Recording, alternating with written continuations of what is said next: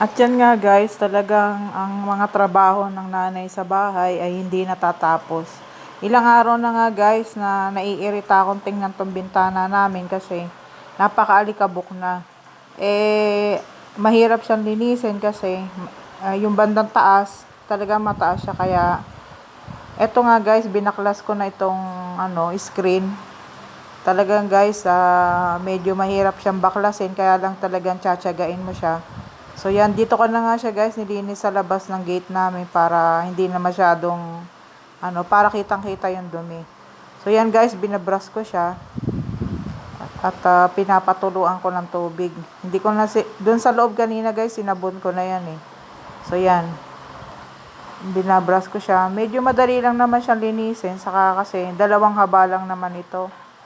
So, talagang tsatsagain mo lang guys. Kasi wala namang ibang gagawa nito guys, kundi ako lang. So, ilang araw na nga ako naiiritan tingnan yan. Kasi, pag isinasara mo guys, yung alikabok, talagang pag umahangin, pwede mo nang makain. So, talagang hindi mo siya pwedeng pabayaan.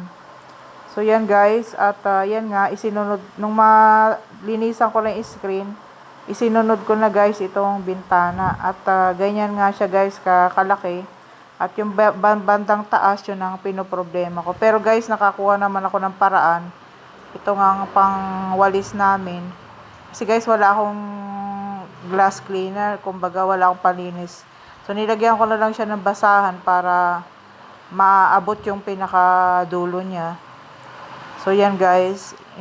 Inuuna ko muna yung nasa baba kasi yun lang ang medyo abot ko.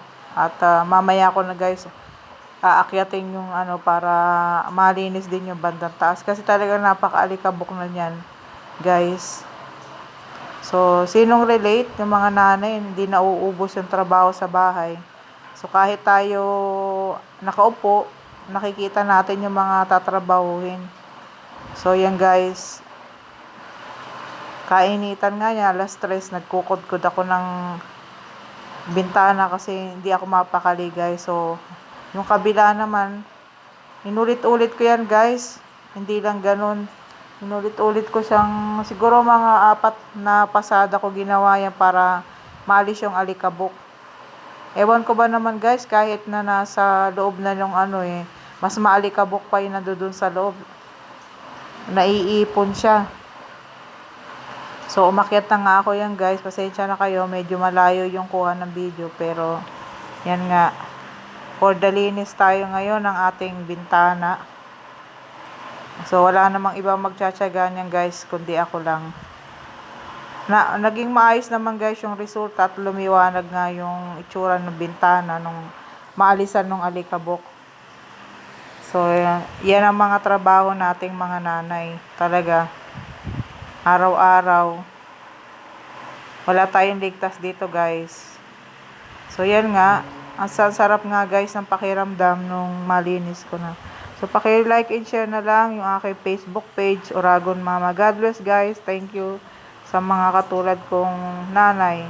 God bless sa ating lahat. Ingat-ingat.